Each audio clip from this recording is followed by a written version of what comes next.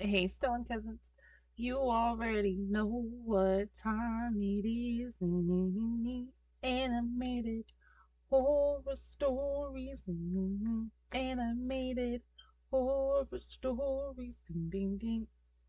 Ding ding ding. Ding ding ding ding.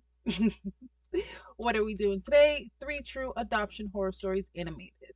Where are we at? SSG Animation's house. So you already know what it is. As always, please feel free to go over to their house, subscribe to their channels, watch their videos with them, and then come back and finish watching the videos over here. Okay? What are we doing today? Three true adoption horror stories animated. I'm sure I probably said that in the mix of everything, but I said it all piled up, so I had to say it again. You know, we like these ones because these homes be crazy, and you can't just be putting these kids everywhere. You have to make sure you do secure checks at these people's houses, because some of these people, they just be looking for a check. They don't be looking for trying to give no baby no well established home, no comfortable place of living. No, they just want money, coin. So please, please, please, y'all social workers, do better checks. All right, let's get up into it. I love y'all. Thank you guys for joining me for this journey. We are almost at 1,500 followers. I'm sure we will get there soon. This journey has been amazing. I really enjoy just being able to chat with you guys and honestly watch what I want to watch, as well as take suggestions from you guys. Okay? I love you guys so much. Thank you guys for all of the support. And yeah, let's get up into it. I just had to.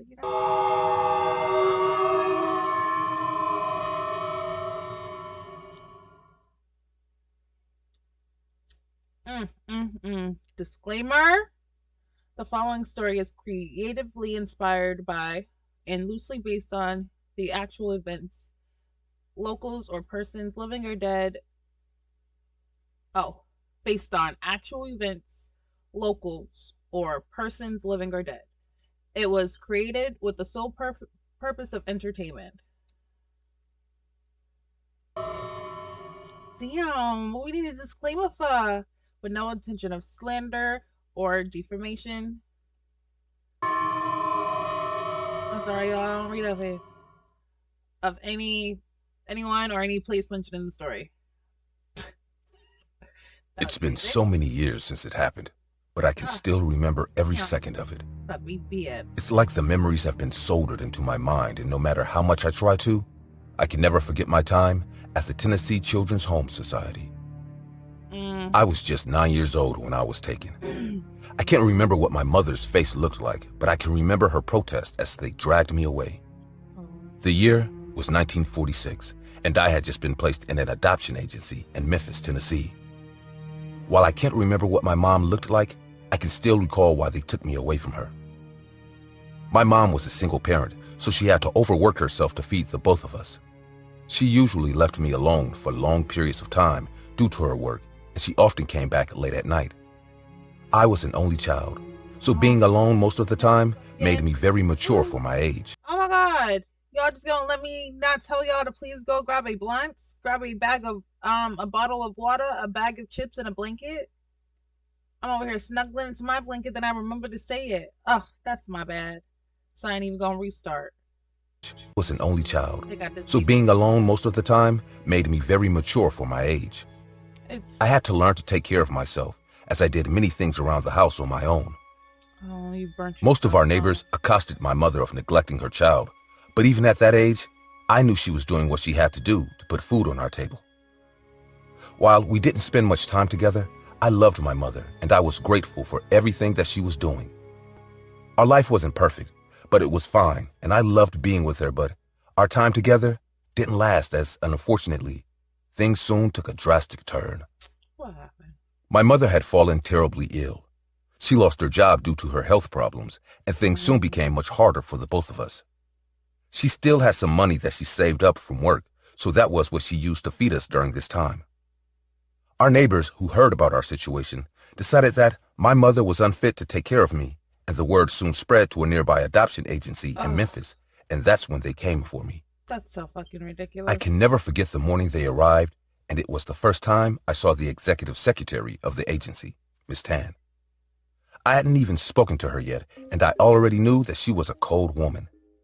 She and her colleagues basically ganged up on my mother and forced her to turn over my custody to them. My mother didn't agree at first, as she told them that she'd get better soon and she'd get back to work. But they told her there was no assurance of that. My mom did not want to let me go, and I didn't want to leave, but I was smart enough to know that we didn't have a choice. In a bid to convince my mother to let me go, they told her that I would only be temporarily placed in their care until she got better. That's not adoption. So my mother begrudgingly agreed. Before we left, my mother asked if she could hug me and say goodbye, but they didn't allow her to as they dragged me out of our house. Oh, you see? I can remember screaming and protesting when they didn't allow her to say goodbye. She screamed and said she'd changed her mind, but her pleas all fell on deaf ears as they forcefully took me away. I struggled, but there was nothing I could do. As they put me in the car, I could see the faces of our neighbors who they thought were doing the right thing by calling the adoption agency, but unbeknownst to them, they had just sent me to a place that was worse than hell itself. My time at the Tennessee Children's Home Society was the worst years of my life. For some unexplained reason, my temporary placement had now become a permanent one, as no one told me when I was going back home. There was little to no food at the children's home, so I was hungry most of the time. The all-female staff that was in charge of us wore white nursing outfits. These women were very abusive, and they treated us horribly. I remember an incident where I asked for a little extra portion of food, and I was punched across the face. The blow tore my lip, and I remember crying through the pain for days. Every day was worse than the last, and I prayed every night that I'd leave one day, but even then I knew that things weren't in my favor. The couples who came to the children's home looking to adopt often chose infants, and the older children, like me, were never picked or chosen as not many families were looking for older kids. Like, send me home to my fucking Due to the lack of interest, the staff hated the older children at the home, and they often neglected us. This led most of us to band together and take care of ourselves, and that's how I met my friends, Katie and Natasha. Even though my days at the children's home were still horrible, my friends Katie and Natasha made things a little bit more bearable for me. We'd usually tell jokes, we'd laugh with each other, and we'd talk about our dreams and the places we'd go when we finally left the children's home. For a while, I managed to find a little bit of happiness with my friends, but things didn't stay like that, as during this time, I started to notice some very strange things that were going on in the children's home. For some unknown reason, most of the kids at the children's home started to disappear. Oh, how no. It was like they vanished into thin air as no explanation was given for their disappearance. I knew they weren't being adopted, as the entire children's home usually knew when a child was adopted. It wasn't only the older kids, as some babies also went missing too. Y'all all babies. Most of the other kids didn't seem to notice or care about this, as it seemed like I was the only one who noticed the strange activity. Don't say nothing. My mother always told me that I was a very perceptive child, so I guess that's why it stood out to me. I thought y'all was having a visit. I was concerned and worried about the strange disappearances, but I didn't do anything or ask any questions, as I knew that would lead to a beating from the staff. Good shit. But it wasn't long before Natasha mysteriously disappeared, and I knew I had to start asking questions now.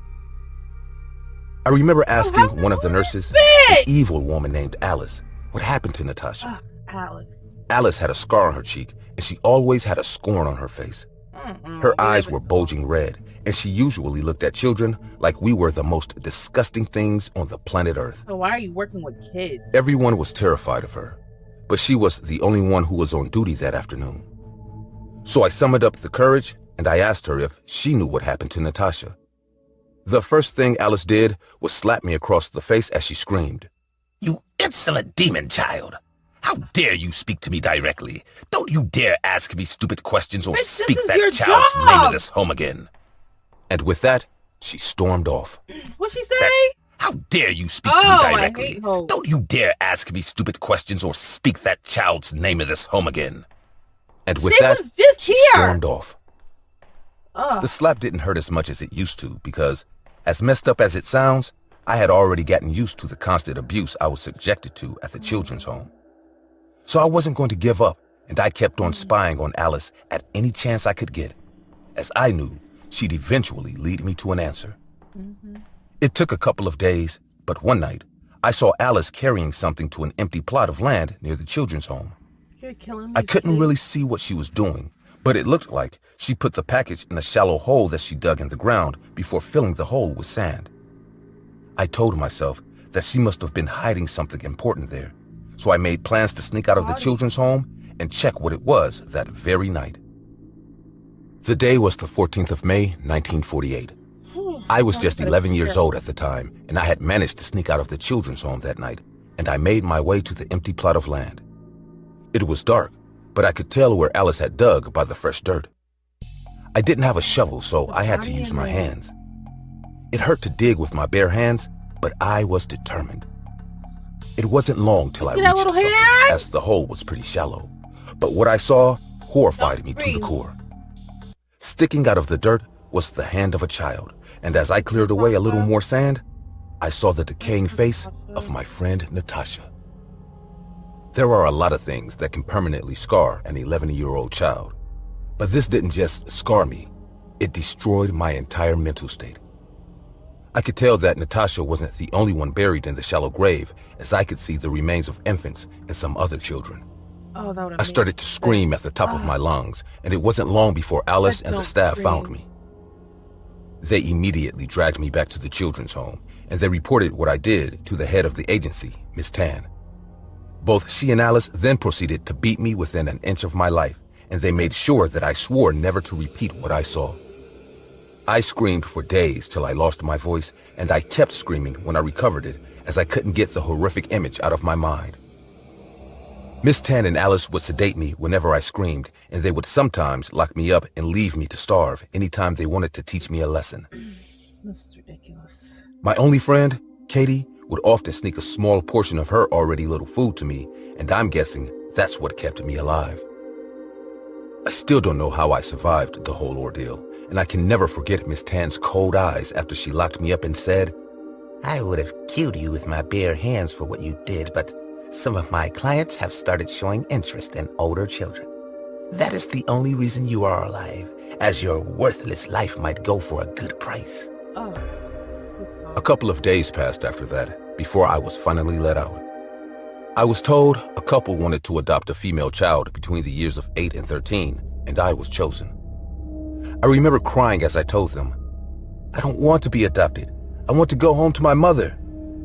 I was then told that my mother had died, so I couldn't go back to her, and this new family was my only option. It hurt me badly to hear that, and I cried profusely as they covered up my bruises and made me presentable for my new family. The last thing I remember from the Tennessee Children's Home Society was telling Katie goodbye and the satisfied look on Miss Tan's face as they drove me away to start my new life. Luckily for me, my adoptive parents, Frank and Lucille, were very kind. Frank was a wealthy businessman, and Lucille was a psychologist turned teacher. She and Frank could tell that I was traumatized, so they took care of me and gave me the help I needed. It took a while, but I eventually managed to heal. Shockingly, just 2 years after I had been adopted, I'd seen on the news that Miss Beulah George Tan was an American child trafficker who operated the Tennessee Children's Home Society, an adoption agency in Memphis, Tennessee.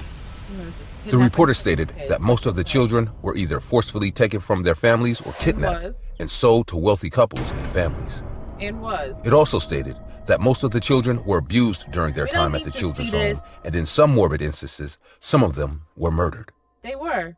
About 5,000 estimated children were stolen, and about 19 officially recorded children were killed due to abuse.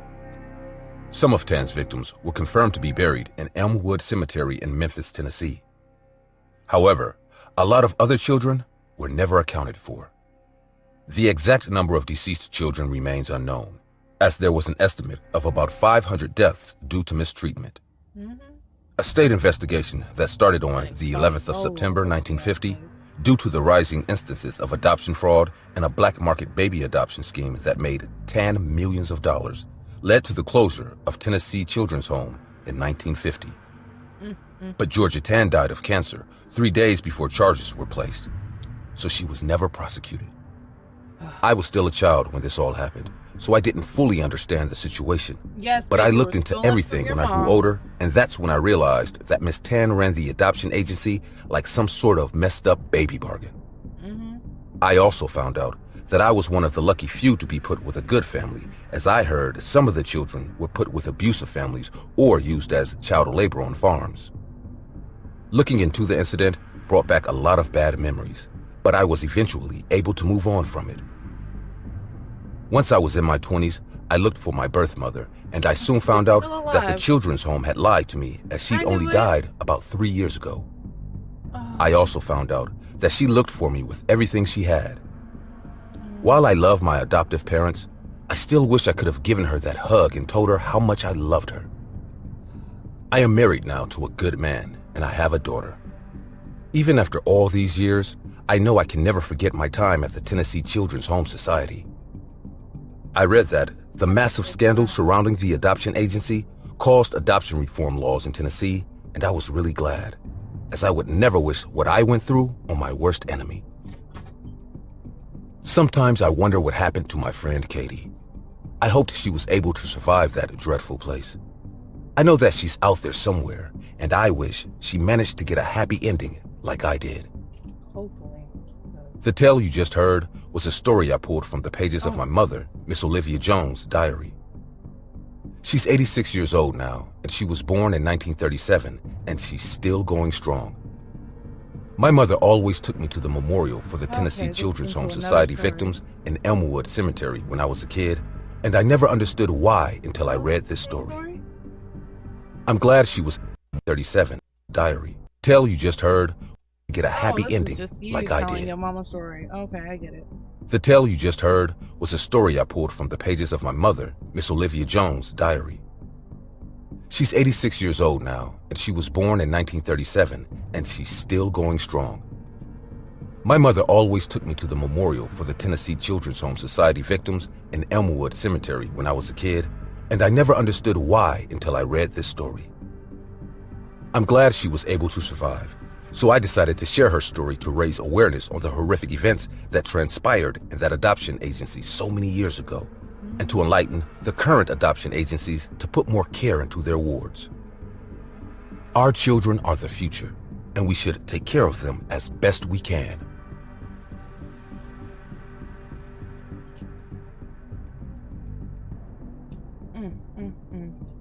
So that was a true story. Hello, my name is Brian. This is a story of how a little adoption trip could have gone terribly wrong and almost end my life. You might think that my girlfriend and I wanted to adopt a child, but we don't. We really aren't interested in having children, at least for now. What we did go to adopt was a little puppy. The trip was long, and both my girlfriend and I thought, well, since we're going to California to adopt a puppy, why not stay a few days and take a vacation? Once we went to adopt the dog, we met the owner at the shelter. The girl seemed a little reclusive, but you could tell she was a good person. She not only gave us the dog and all the papers to make the adoption official, but she also recommended a hotel to spend a few days near the beach. The puppy was beautiful. He was a small black dog with 2 different colored eyes. He was still about 5 months old, but since his legs were quite long, we could tell he was going to be a big dog. I really didn't want to stress him too much traveling back and forth, so we just went to the hotel the girl recommended, and luckily we got a room and were able to settle in. The hotel was very nice. We were close to the beach and had all the amenities for a vacation. I really thought that with the dog we wouldn't be able to go anywhere, but it actually made things easier. The dog was already vaccinated and could go for a walk, so it wouldn't be a problem.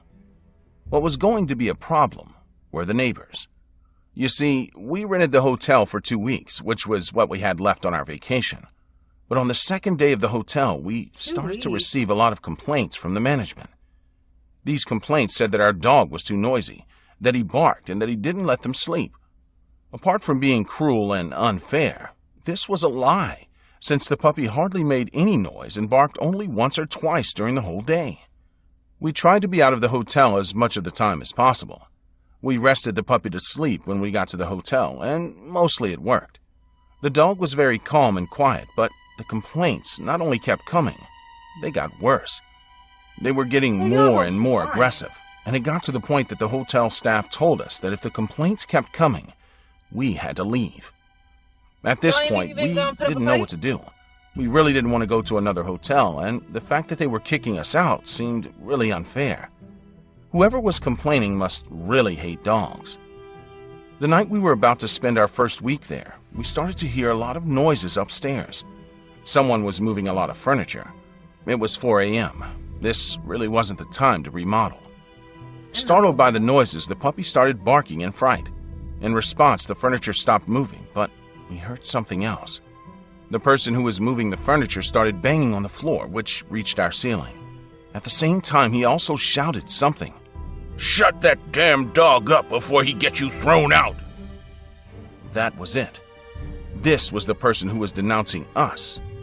Furious, I went upstairs to have a chat. My girlfriend wanted to come with me, but someone had to keep an eye on the dog.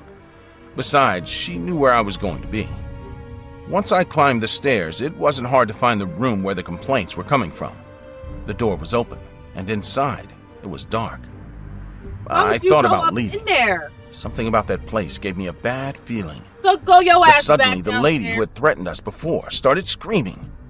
They were not screams of rage, they were screams of pain. Something was happening to her. No matter how angry I was with her, I could not allow a woman to be hurt, whether it was a thief or her own husband. Okay. I went in determined to Good see then. what was happening. Period. To my surprise, Go the in there door and stay closed, home. and I was left in What the I dark. say? There was Oh! no more screaming, no more movement, no more They got complaining. you! Nothing. Oh my god! It was as if the room was empty. The light came on almost instantly, but Oh, something was hell wrong. no! The light was Why would red. you go in there? Upon inspecting the hotel room, it had no no host furniture, to be and safe. there were satanic symbols drawn all over the room. Oh, In and the some center, demon shit. there was a huge pentagram. Without time to process what was happening, I felt someone grab me from behind and hold a knife to my throat, making a sound as if to make me understand that I had to be quiet. From the leftovers, a woman in a ceremonial bang on robe the walked floor into so the your circle. wife know to come get you. Once she took off her robe, I recognized her. It was the woman from the shelter. The woman who gave us the puppy for adoption. What The is woman happening? walked towards me with a somber, indifferent look on her face.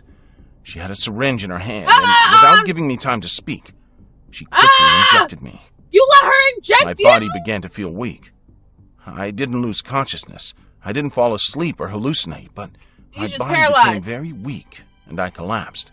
Oh my god. The man began to drag me to the center of the circle, and once I was Oh there, my god. they took off all my clothes, Now leaving me you in my naked? underwear.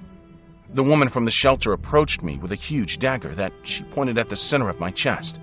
Suddenly, someone banged violently on the It's door your to the wife. room. It was my girlfriend for sure. Yeah, I had to warn her not to come in. I had to tell her that she was in danger. you're in Everyone danger. waved to the other, and they turned the lights off. One man hid behind the door as he did with me. He opened it slowly. I tried to scream, to move, to make noise, but Don't I go couldn't. in there, girl. My Don't body you dare was go totally in there. paralyzed.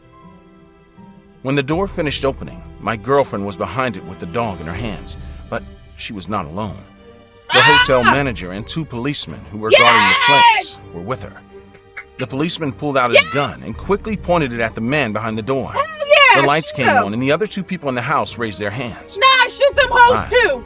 Was safe. In the floor, naked with a knife After I in your was chest. rescued, I learned the whole truth. The neighbors' complaints were not real. This was all a trap by the girl at the shelter to get me to go into that apartment of my own free will. I told She you. recommended this hotel to me because that's where her boyfriend worked. I told your Her ass not to boyfriend go to was that the morning hotel. shift manager, the man who made up all the claims. Mm. My girlfriend found out that something was wrong with me because, without my knowledge, she followed me from afar to see that everything was in order and saw how someone who was hiding locked me in the room. Mm-mm. When she went to tell the manager, he not only told her that he knew nothing about the complaints, He told her that the room had not been rented for over a month. So this go whole up there. pet Hurry adoption up. thing was a front. A front to get young couples to be victims of their sacrifices and rituals they were trying to do in that apartment. I was not the first victim, as there were people before me who were not as lucky as I was. Luckily, the dog was still with us, but in our home. From that day on, I could never again go to a hotel without being scared, ignoring every sound we heard, and locking the doors immediately. I don't know why y'all would just go to a hotel that some random person would suggest to you anyway, but that's me. My name is Cameron John, and for some time in my life, I lived shortly with a foster family, as both my parents had passed away when I was 9 years old. Oh. My mom died from diabetes, and my dad died from a heart attack not long after. Understandably, the years that followed that incident were horrible for me, but to this day, no experience has been as horrifying as the Bishop's foster family. It all started shortly after my father passed. I was a 9-year-old only child with almost no immediate relatives, so it didn't take long for child services to arrive and take me away. I was informed there was nothing to be worried about, as they already had a foster family assigned to me. The ward also informed me that my new foster family was well known and had previously taken care of up to 13 kids in the past, and the government trusted them completely with the safety of kids like me. The next day, I was put in a car with my ward and taken to my new home. As we arrived, the first thing I noticed was the home was in a very remote area. A large house stood alone, surrounded by a massive field, and the whole thing was surrounded by a fence. It was a beautiful sight, if I'm being honest, but at the time, nothing could really make me happy. We drove past the gate and towards the house where a group of people stood waiting. Out the window, I noticed an extra person mowing the field. He should have been around 6'7", but his clothes hinted he wasn't a part of the family, so I simply looked away. I stepped down from the car and realized the group was made up of 9 people. The father was dressed in a black and white priest gown, and the mother, something similar with a scarf on her head. The 7 kids behind them varied in ethnicity and age, but I could tell just by looking that amongst them, I would be the youngest. The mother immediately walked up to me and gave me a tight hug. She pulled away saying, "Hello, Cameron. We know it's been a hard few days, but you'll be fine. Welcome to the Bishop family." The days after that were completely normal. I was introduced to the kids and discovered I was right in assuming I'd be the youngest, as the one closest to me was a 12-year-old girl named Angela. Ironically, it turned out Mr. Bishop was an actual priest, and for the little time I'd spent at the house, I'd never seen him in anything other than his black and white gown. The large man I saw mowing the lawn was in the house regularly and seemed to be part of the family. Everyone called him Uncle Sam, and when he wasn't mowing, he'd be fixing something or talking with the adults. I spent most of my time outside in the fields reading, as the kids weren't allowed to go to school. Instead, we were homeschooled by mother and spent most of the day doing nothing. Guys, aren't you sometimes bored staying home all day? It took some time, but eventually Angela responded, "Father and Mother say we aren't ready yet." She continued with, "They say if we go outside, the demons will come for us, and nobody wants that." Like, why would you tell a kid that? I was confused, as I figured we'd all been outside at least once in the past before coming here, but that's when the oldest child, Arthur, spoke. He said, "Damn, y'all ain't never been outside?" I don't know about you, but we're happy here. There's no purpose for people like us out there. Here's safe and the outside isn't. There's way too many sinners out there, and quite simply, it's disgusting. He paused and held contact before saying, "Also, the demons that took our parents are still out there. We need to be complete or they'll take us too." What's this disrespectful I didn't shit? know what it was at that time, but after that conversation, I never felt right being with the other kids. I simply cried that night and went to bed.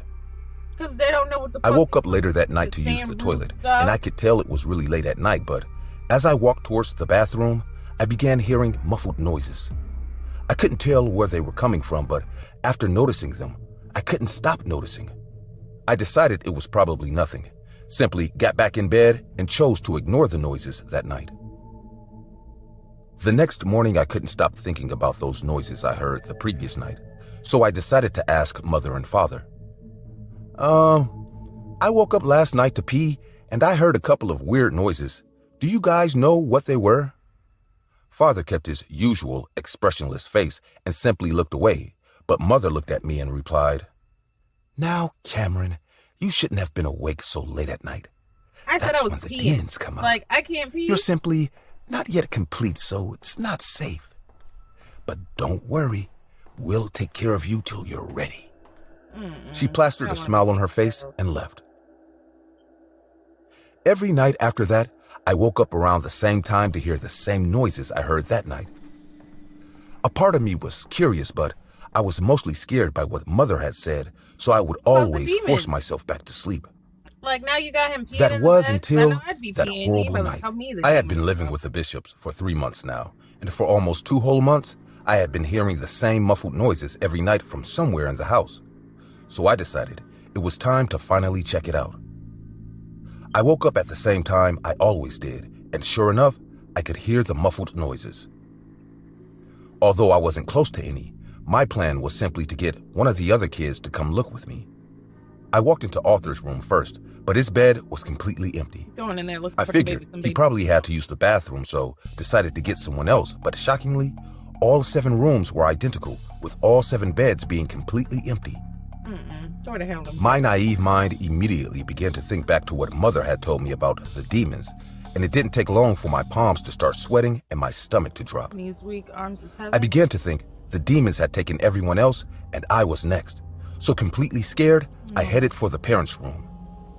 I had never gone in there before, but my fear wasn't letting me think clearly, so I walked right in without knocking and shut the door. But that's not even your fault. That's theirs. It took a while for me to catch my breath, but when I did, I turned to see a large bed that stood in an odd position, almost like it had been moved, and just like the other rooms, no one was in it. It was only at this point I noticed the muffled noises seemed louder and were obviously coming from this room. More importantly, they weren't muffled, and I could now tell without a doubt that they were in fact voices. I slowly approached the bed, and sure enough, it had been moved to reveal a wooden staircase that led to the voices I had been hearing. Not a secret basement. I couldn't tell what was happening from where I was standing, Don't go down there, but for Cam some Cam. reason, I was scared, as I didn't know what I would see, but I knew for a fact it wasn't something I was meant to see. It's not. Against my So better go your ass judgment, back to I slowly bed. walked down the staircase until I could see. My heart dropped immediately. I saw what was going on. The Bishop family, all dressed in Father's black and white gown. They stood in a circle, and in the middle was a middle-aged man in his underwear. The man was knelt down with both hands chained to the walls. His Why is it body so blurry? had marks It wasn't all blurry over, when we see and his the mouth was gagged shut. It also looked like his head had been shaved, and there were pieces of leftover hair on his head. The family was constantly chanting the words, "To purge the sinner, to purge the sinner, to purge the sinner." But eventually, Father walked towards the man and signaled for silence. SSG, you He ain't then gotta do proceeded to this. say, "Family, we are gathered here once more because evil never rests. That is why we will never rest." He paused to collect a knife from Arthur before continuing with, "Bishops, what is our purpose?" They all responded once more with the words, "To purge the sinner." At this point, I was completely gripped by fear, but I had just realized the family was crazy, knew I had to get out of the house quickly. But as I turned to leave, the stairs led out a large creek, and immediately the family turned to see me. "Cameron, I told you not to be up by this time. We haven't even started your lessons yet." What lesson? Mother looked They at don't me need more no damn disappointed than lesson. shocked, and none of the family members Still a even lesson? seemed to care about the fact I, look at a that man 9-year-old with child, his had hands seen in what the they air. were doing. That's when Father said, "It's fine, Madeline. Come, Cameron." He gestured for me to walk towards him. I slowly walked back down to him, and he placed a hand around my shoulder before facing me towards the chained-up man, saying, "The lessons on humanity we teach you are just that, lesson. What makes you a truly complete human is moments like these. The man before you is a sinner." His scream startled me, and I began to cry. Says who? Says Sin y'all? is the reason God punishes us. Why he's taken all your families. Sinners are the reason you are alone in this world. He's so Now, disrespectful. will you allow more pain and suffering, Cameron? It's your duty to prevent that. So here. It's not my duty. I am a baby. At this point, he forced the knife into my hand and pushed me closer to the man. Cut his throat, Cameron, and become complete. You are no longer alone. You are now a bishop. And what is the duty of a bishop? The room replied, to purge the sinner. I was shaking now, and I could tell the man in front of me was just as scared as I was. I continued to cry as he held my shoulders and repeated the words, purge the sinner. Eventually, I was able to gather my thoughts, and as Father repeated those words, I took the knife and stabbed it in his leg. Period. You know, I got no He time instantly for let out a screeching sound, and I immediately ran up the stairs and out of the room. I didn't stop running, and it wasn't long till I was out the door and headed for the gate. But I soon heard footsteps behind me and turned to see the looming figure of Uncle Sam charging towards me. He ain't even your uncle. He wasn't close initially, but every time I turned, he seemed closer and closer. He is. I could now see the gate and what seemed like headlights coming towards it. And at that moment, all I could do was hope I got there before Uncle Sam got to me. I ran out the gate and fell hard on the road. The car headed my way abruptly stopped, and seated in the driver's seat was an elderly lady. Is everything all right, young man? Ma'am. She said, looking out the window. I quickly ran to the other side, crying, and said, please help me, ma'am. Please. They're trying to kill me. The initial confusion was written all over the woman's face, but she simply opened the door, and I quickly got in. As we drove off, I looked out the corner of my eye to see Uncle Sam standing by the open gate, staring furiously at me, and in the distance, the silhouette of who I assumed was Father staring out of a window from the house. Soon enough, the house was out of sight, and that would be the last time I would ever see the Bishop household. In the weeks that followed, I explained the situation to my ward and the officers in charge of the case. At first, they all thought I was an orphan acting out, but that view completely changed after they visited the home and found no trace of the Bishop family. Blood samples were found in the hidden basement I described, but most samples appeared to have a mixture of different people's DNA and proved inconclusively. In the end, only a few victims were identified. The fact I claimed to hear those noises every night for almost 2 months led authorities to believe the Bishop family had taken up to an estimated 200 lives in the past few years. The government ended up putting me in an orphanage for the next 9 years of my life, and as expected, I received regular therapy and counseling during my time in the orphanage. The truth is, anyone who hasn't been a foster kid can't truly understand the courage it takes to live with a complete group of strangers. The ideals, beliefs, and culture of these strangers may not be what we think they are. Some people get loving homes while others end up in the worst places imaginable, disguised as loving homes.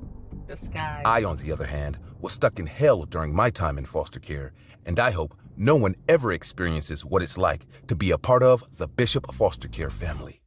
Because they ain't shit at all. Before the video starts... Okay, let's read. Crazy, crazy, crazy. Let me know what you guys feel about that one. Honestly, this one was eaten, all right? Because stories 1 and stories 2, well, stories 1. The first story, I ain't even gonna hold you. The first story had me in a headlock. Like, if I would have known it was gonna be that emotional, I would have gave y'all a trigger warning, just like I be doing DSA videos. Just because child abuse hits on a whole different level, you know? Like, the emotions I feel for children are low-key the same way that I feel for animals and the same way that I feel for elders. You know, like, people get these jobs like foster homes, for example. You know, adoption agencies. That first story, they were literally just stealing kids and selling them. You know, that only 1950s. Those stories are true, because back then they were really going to people's houses, stealing their kids, and people were paying for kids. Like, And like they said, not everybody wanted a kid to actually have a kid. Some people wanted someone to work. Some people wanted someone else that they can abuse. And no one was really doing, no one was doing home checks. No one was doing awareness checks. Like, no one was doing, how are you really? Oh, I almost got a Charlie horse. Ah, that would have been crazy. Let me move my thigh around. Okay, and cut this short just in case, because once you start getting the Charlie horse, it'd be staying. That first story was really crazy. That second story, I knew some shit was up, because why would you just, oh, this is a good hotel? You don't ever trust that. And that last one we already seen. But again, it's just another situation of not everybody has a good home for kids. Don't just be dropping your babies off everywhere. You know what I mean? Even like if you're a social worker, those kids that you drop off, those are your kids. Treat them as such. Let me know how you feeling in the comments. And until next time, you guys, I love y'all. Bye.